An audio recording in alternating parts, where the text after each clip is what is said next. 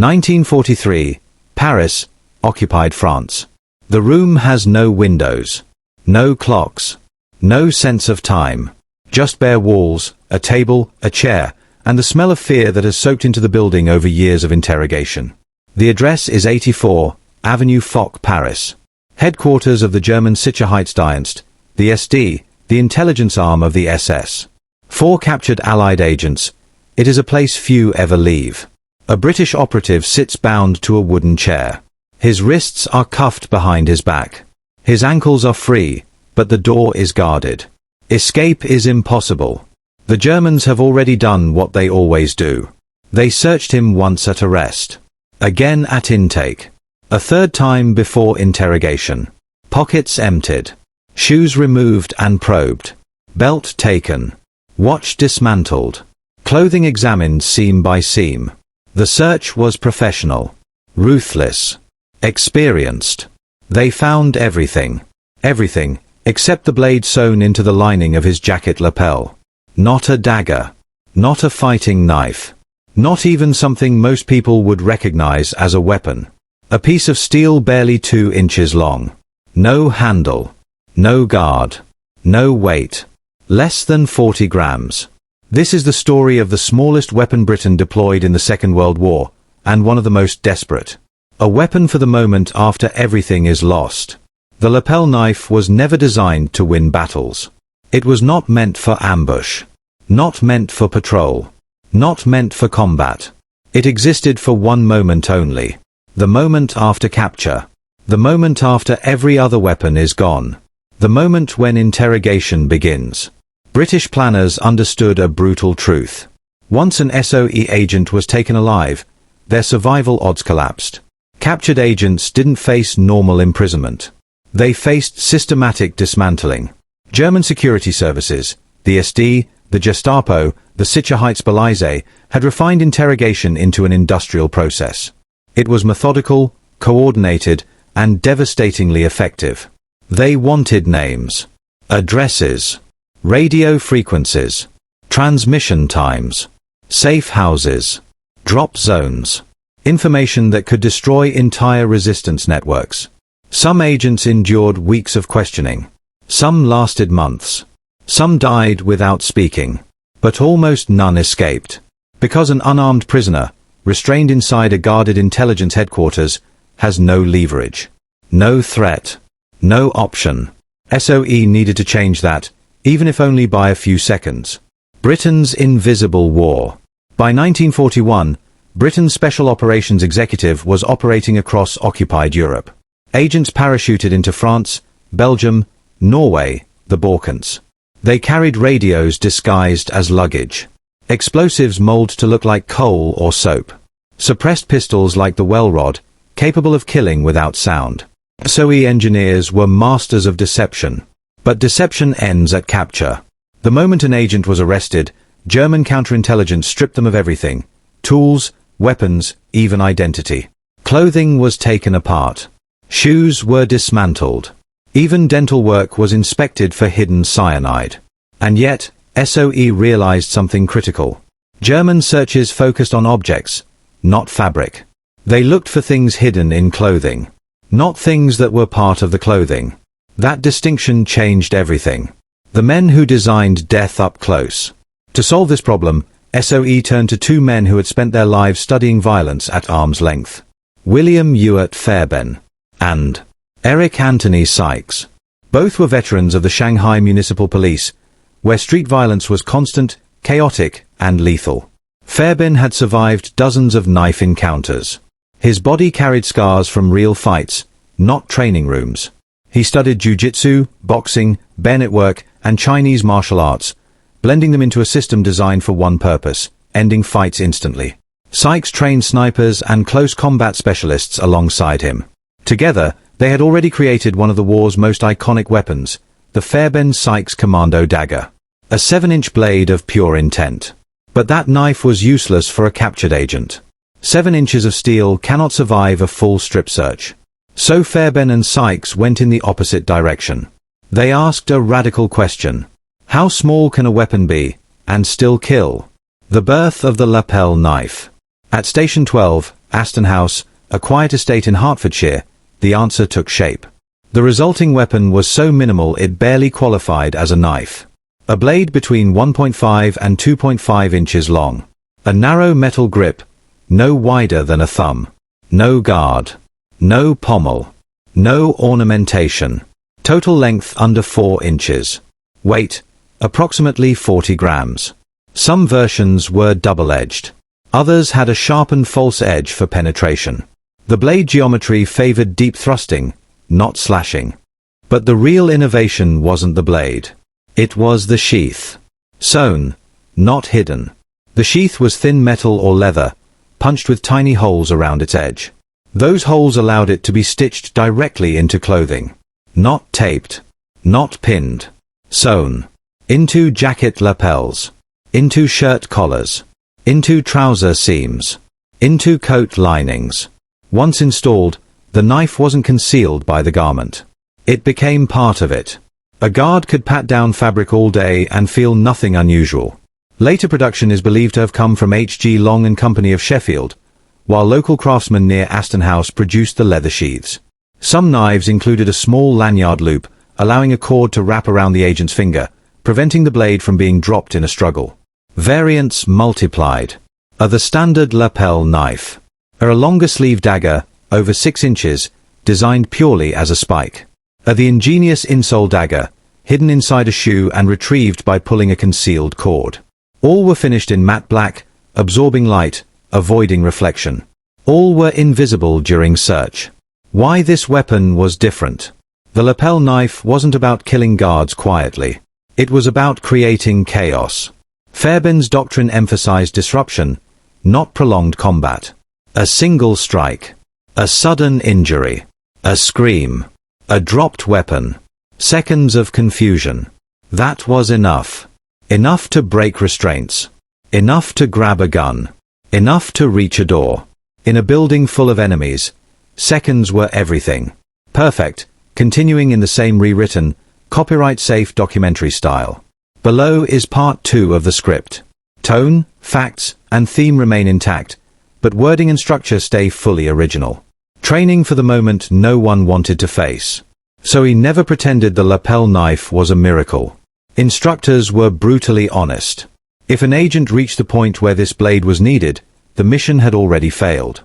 The network was compromised. Arrest had happened. The odds were terrible. But British planners believed something important. Desperation could still be weaponized.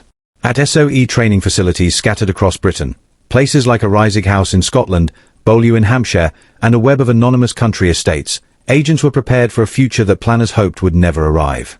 That future involved a locked room, a guard at arm's length, and no visible way out. This was where the lapel knife entered the syllabus. Fairbairn's dark mathematics. William Fairbairn approached violence clinically.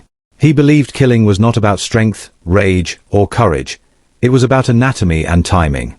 At training schools, recruits were introduced to a chilling diagram known informally as the timetable of death. It was not poetry. It was not motivational. It was a chart. A simplified map of the human body, annotated with arteries, depth measurements, and estimated times to unconsciousness after severing them. According to Fairbairn's teachings, the carotid artery lay roughly 2 centimeters beneath the skin, unconsciousness in seconds. The subclavian artery, tucked beneath the collarbone, even faster. The femoral artery, catastrophic blood loss if reached. The brachial artery, disabling, painful, and fast. Numbers were attached to each. 5 seconds. 3 seconds. 10 seconds. Modern medicine would later challenge these claims. But accuracy was never the point. Belief was. Why the numbers didn't matter. Years after the war, Fairbairn's American student Rex Applegate admitted the truth.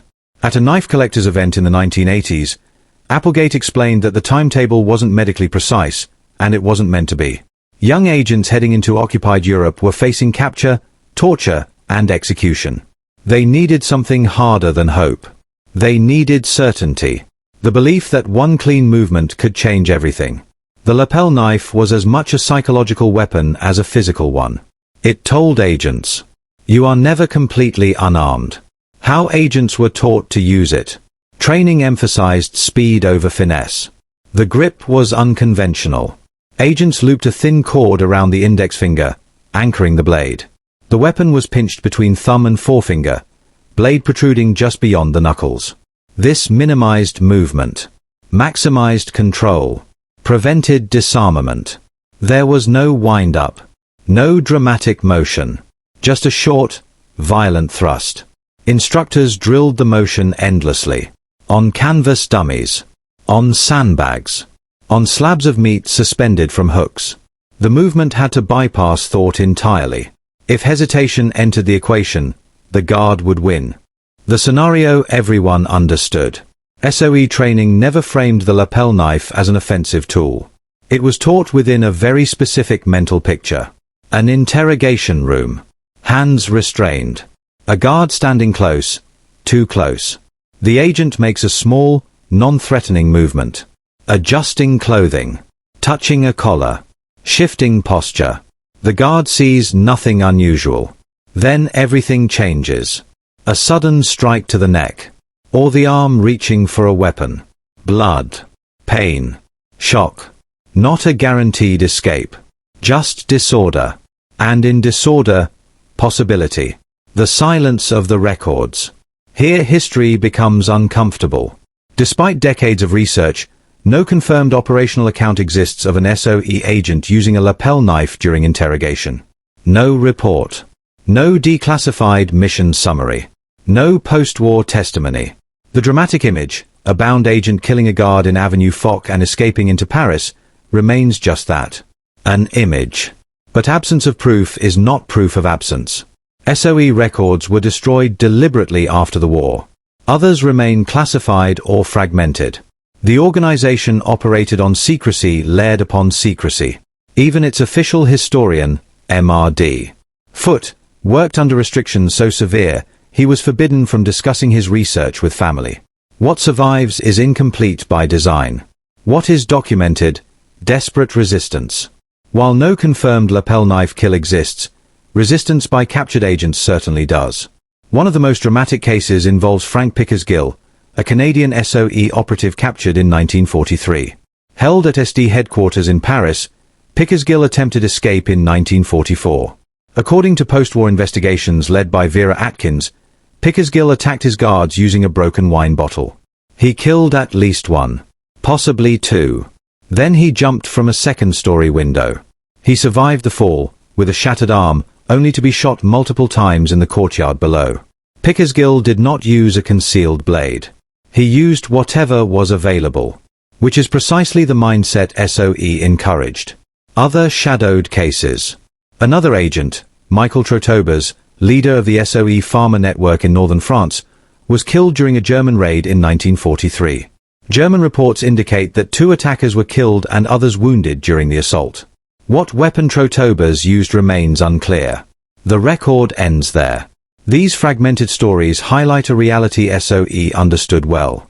When agents fought back, they did so with improvisation, violence, and desperation. The lapel knife fit perfectly into that philosophy. Why the knife still mattered.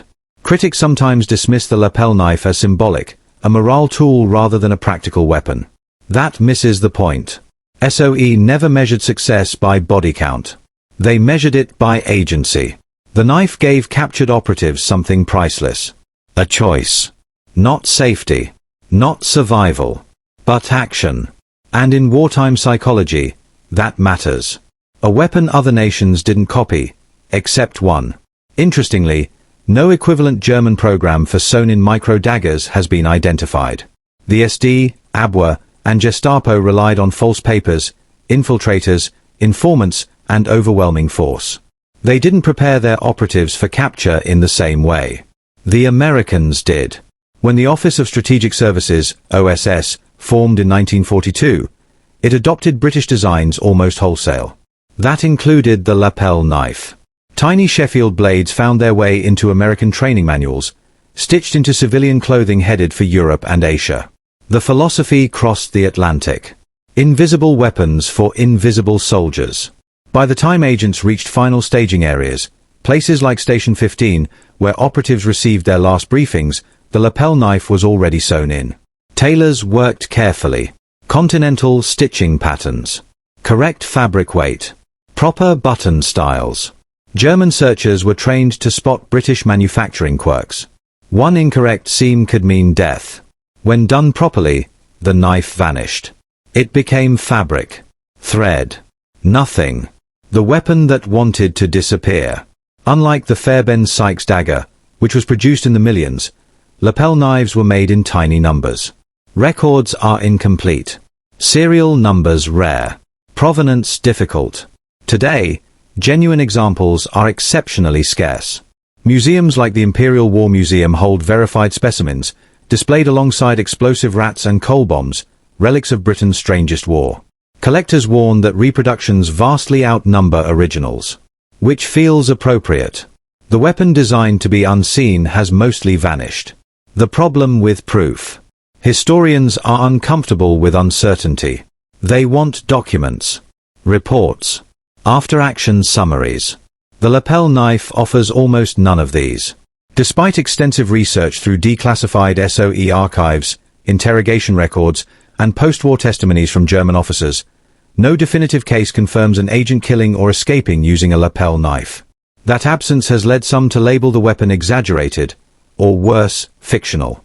But that interpretation misunderstands how SOE worked. SOE was designed to leave no trail. The Special Operations Executive did not behave like a conventional military unit. It did not keep clean logs. It did not write detailed after-action reports for failed agents. It did not publicize mistakes. Entire operational files were destroyed intentionally after the war to protect surviving resistance members and intelligence methods. Some agents were never officially acknowledged at all. When a captured operative died under interrogation, the cause was often recorded simply as shot while attempting escape or executed. Details vanished. If a lapel knife was used, the event would have lasted seconds. Chaos, violence, gunfire, and then silence. There would be no surviving witness eager to document it. Why the knife wasn't meant to be famous. SOE weapons that became legendary, the Welrod pistol, the Fairbairn-Sykes dagger, explosive rats, all shared one trait. They were used repeatedly. The lapel knife was different. It existed for a scenario planners hoped would never occur. If an agent reached for it, the operation had already collapsed. The network was burned. The radio compromised. The escape lines exposed. From an intelligence standpoint, the knife represented failure. That alone explains its absence from celebratory histories. The philosophy of one last option. SOE doctrine accepted that many agents would die. This was not cynicism. It was realism. Occupied Europe was saturated with informants. German counterintelligence was aggressive, adaptive, and brutal. Planners could not guarantee extraction. They could not guarantee silence under torture. But they could provide agency. The lapel knife embodied that principle. It didn't promise survival. It promised choice. What the Germans didn't anticipate. German security forces excelled at breaking systems. They mapped networks, turned agents, ran captured radios to transmit false information. But they did not prioritize preparing their own operatives for capture in the same way. The SD and Gestapo assumed control through dominance. False papers. Uniform deception. Local collaborators. Their worldview did not include the idea that a prisoner, stripped and restrained, could still be dangerous. SOE challenged that assumption. American adoption. Proof of concept. When the United States created the Office of Strategic Services, OSS, in 1942, it leaned heavily on British experience. British instructors trained American recruits. British manuals were copied directly. British weapons were issued without modification. That included the lapel knife. OSS operatives received sewn-in blades identical in philosophy to their British counterparts. The Americans didn't adopt myths. They adopted methods.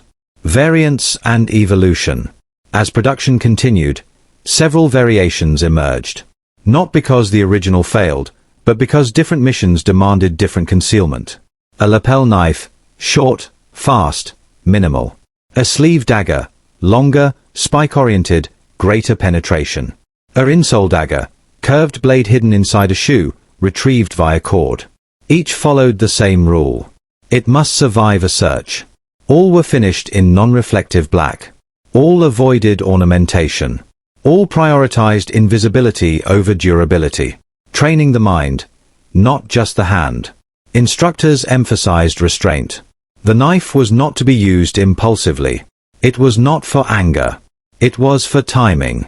Agents were taught to wait for proximity, a guard leaning close, a moment of complacency. Only then. The blade created an opening.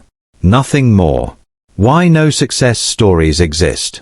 There is a darker explanation for the lack of confirmed success. If an agent escaped using a lapel knife, the mission would still be catastrophic. They would be injured. Hunted. Alone. Most escape attempts ended in death within hours or days.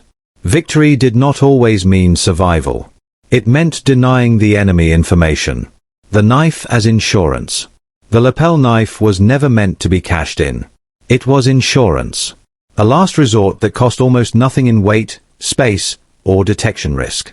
40 grams of steel and thread. That was all. Collectors, myths, and vanishing evidence. Today, genuine lapel knives are among the rarest SOE artifacts. Production records are incomplete. Serial numbers inconsistent. Provenance often relies on oral history. Auction houses occasionally list examples, some genuine, many not. Collectors warn that reproductions vastly outnumber originals. Again, fitting. The weapon designed to vanish did exactly that. Why the knife still matters. The lapel knife was not about killing. It was about defiance. About refusing helplessness. In occupied Europe, where the enemy controlled everything, movement, speech, even identity, the smallest weapon carried enormous meaning. It told agents they were not finished. Not yet.